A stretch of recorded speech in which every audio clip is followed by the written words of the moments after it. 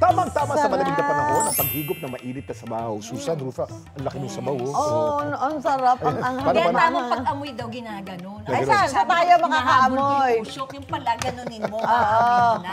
Yes, paano yung higop? Kuya Kim? Paano? Ganyan. Wow. May chopsticks yan eh. Yan o. Ayun. Eto, marami ang putahe inilapit sa panlasang Pinoy para pumatok. Ready ka na bang makatikim ng ramen pero ang toppings, bagnet? Bagnet? Wow. Yes! Narito ang kwentong inalam ni Darlene Kai. Sa malamig na panahon, ramen, check. Ang Chinese-style wheat noodles ng Japan, kalasa na raw ng pagkaing Pinoy. Yan ang pares at bagnet ramen ng Mandaluyong at langlang noodles ramen sa Caloocan. Ang kinasanayang luto sa pata ng baka na may noodles na langlang, minana pa raw ni Ian sa kanyang lola. Technically, yung langlang is same process ng ginagawa sa ramen. Talagang ang langlang is pinakulo ang buong pata ng baka. Meron siyang gatas and iba't ibang herbs and spices. Yun po. Meron siyang noodles which is Mickey and bihon. Tinwist namin yung soup ng ramen, ginawa namin siyang creamy and savory.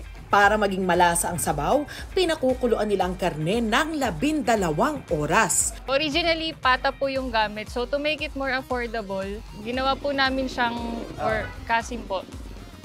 Shredded pork po. Matagal na pinakuluan na baboy na kaya nyo po siyang himayin. Nilalagyan din nila ito ng nilagang itlog at binubudbura ng pritong bawang, dahon ng sibuyas at paminta. Sa halagang 95 pesos, pwede nang ma-enjoy ang regular serving ng langlang ramen.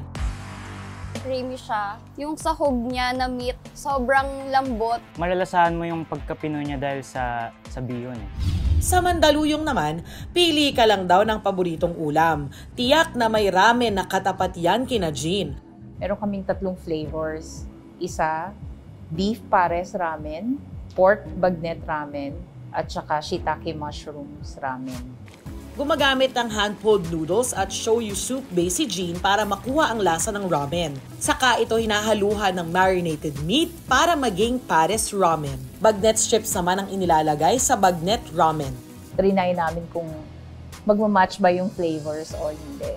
Nag-click naman siya. Yung feel ng ramen, nandun pa rin.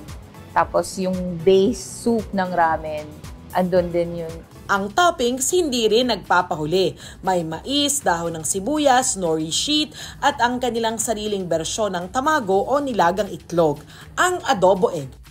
Dagdag gimmick pa nila, ibubuhos lang ang mainit-init na sabaw ng ramen kapag kakainin na.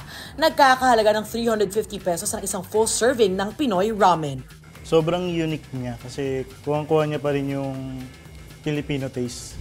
Kapag madiskarte sa pagluluto at leveled up ang pagkain, kayang makabuo ng timpla na may hatid na kita.